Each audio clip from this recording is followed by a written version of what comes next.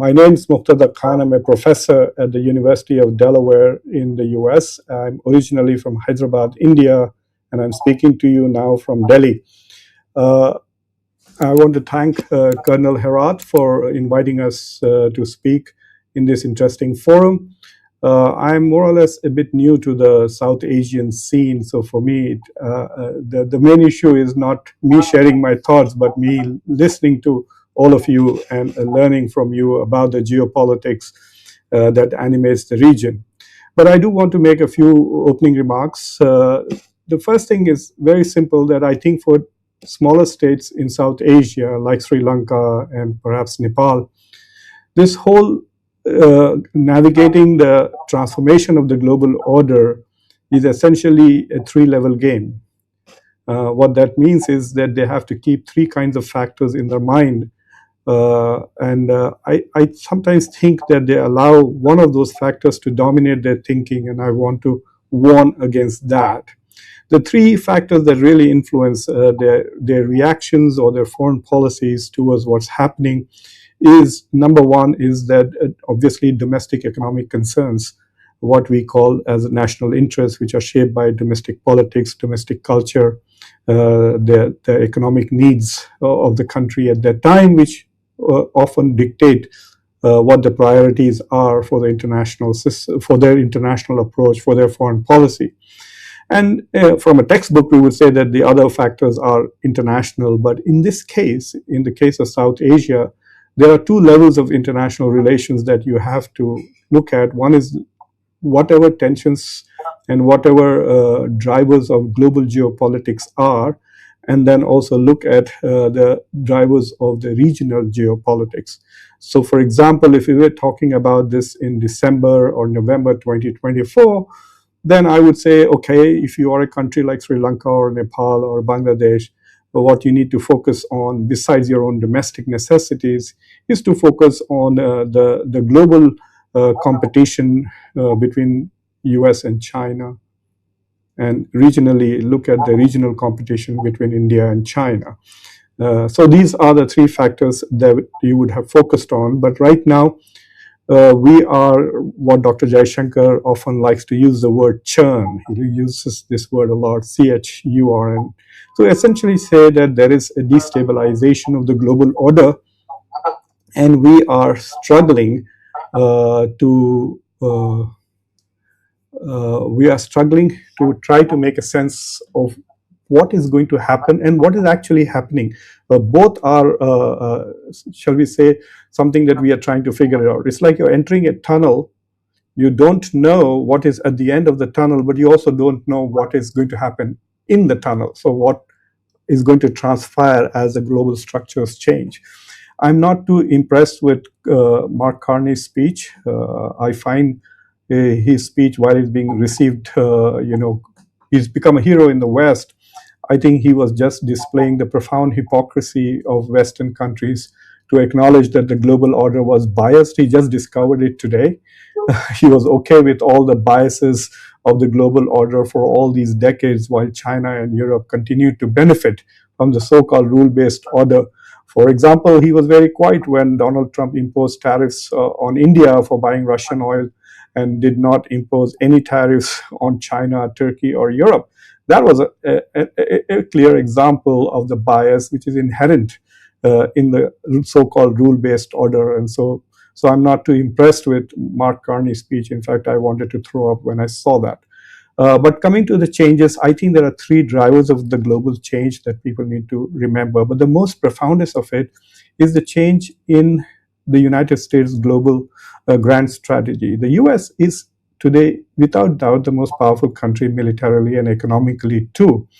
At $31 trillion, it still has 26% of the global GDP. It is still a leader in technology and science. When it comes to the hardware of artificial intelligence, NVIDIA ensures that the US still leads China.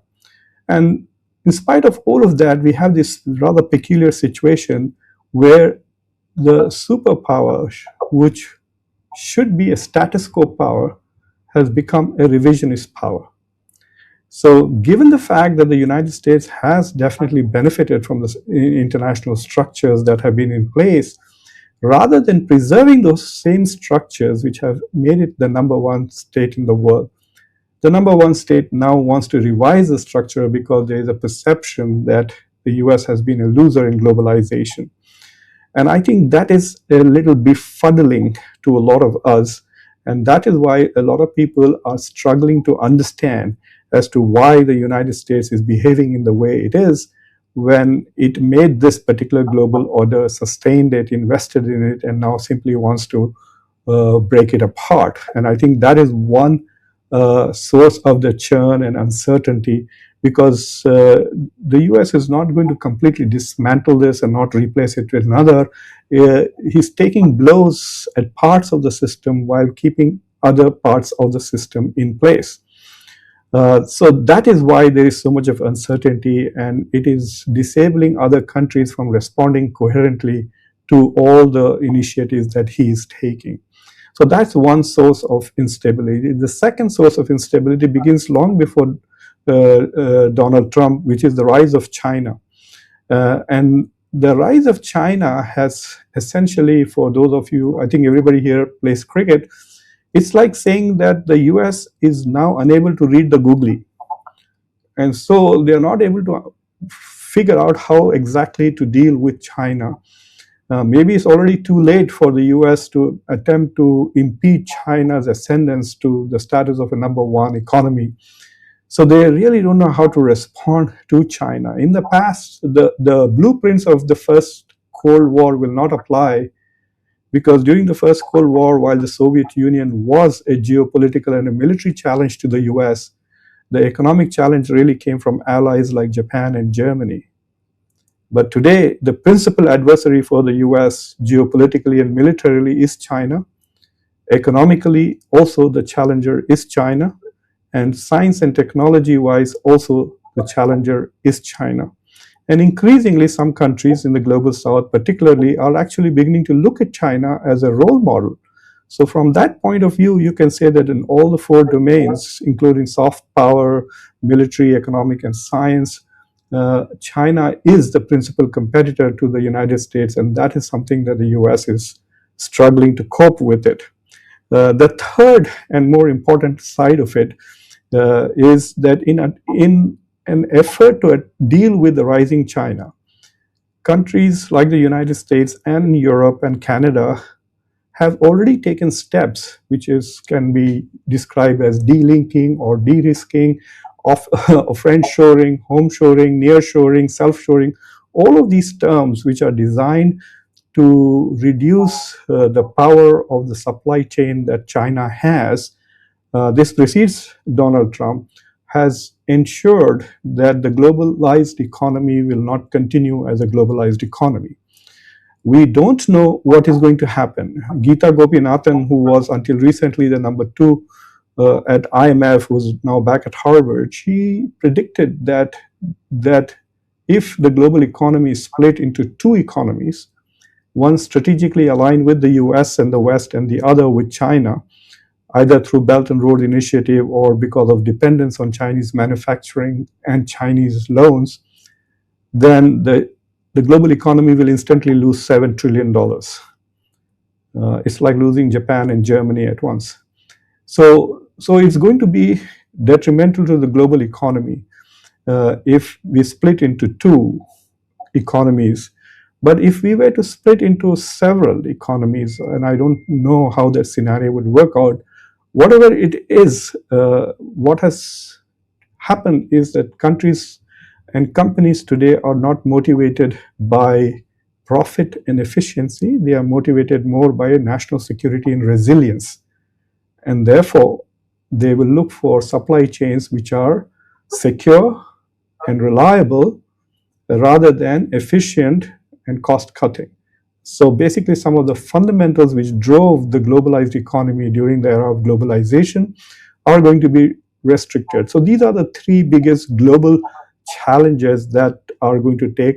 And there are many countries, unfortunately not many in South Asia other than India and Bangladesh, who have benefited from globalization, but countries like ASEAN countries, etc., who have immensely benefited from globalization, are going to also be in jeopardy if we rapidly move towards deglobalization.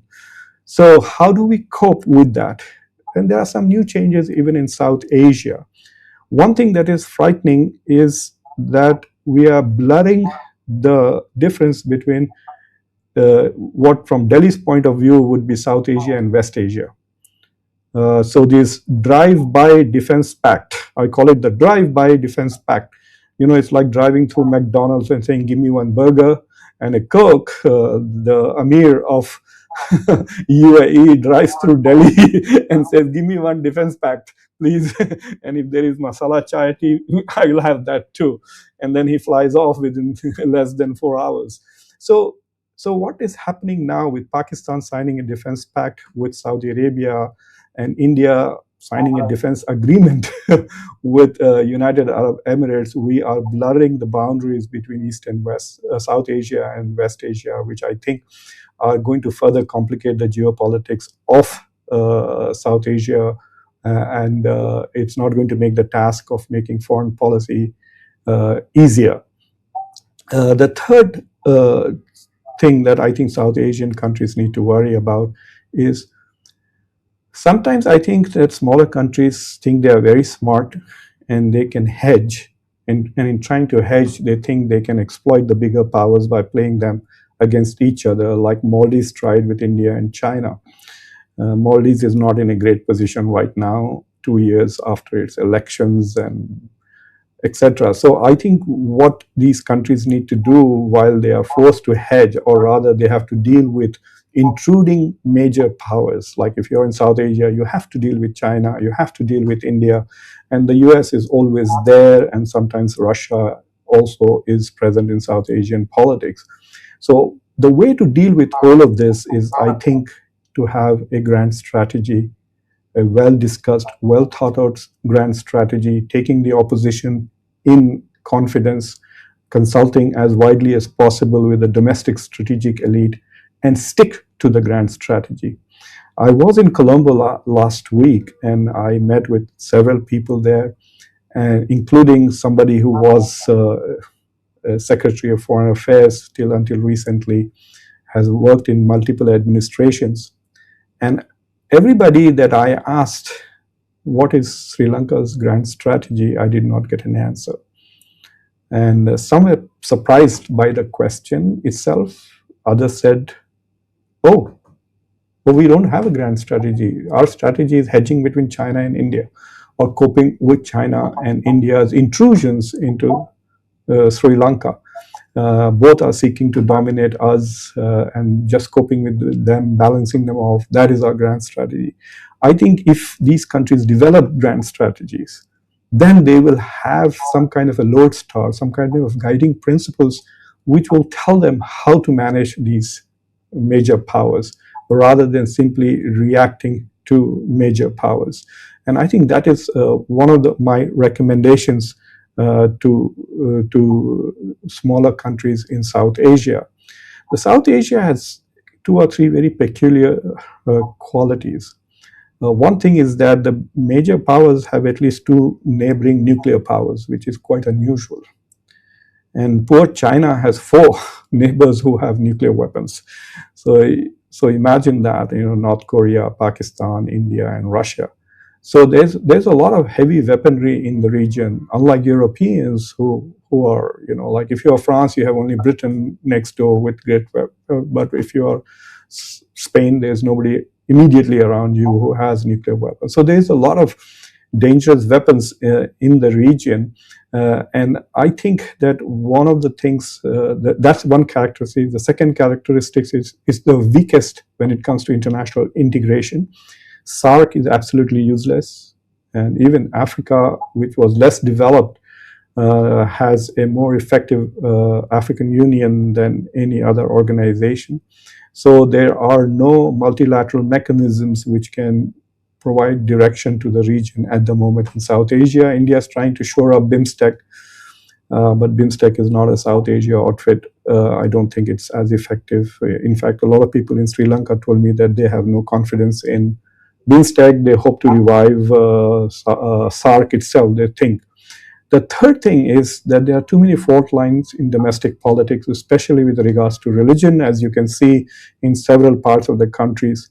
And what these fault lines do is give openings to foreign powers to basically finger you. I mean, I can't find a better diplomatic term to essentially say they can destabilize you and make you dependent on them. And so one of the things that the region, South Asian countries in particular need to do is to really be very careful with how they allow domestic politics itself to exploit these fault lines and then open the door for foreign countries to further exploit those. So this is my recommendation. Do not try to outsmart major powers by trying to play them against each other. And the second one is have a grand strategy and let that guide you rather than just reacting to what major players are doing in your region. So I will stop with that. Thank you very much.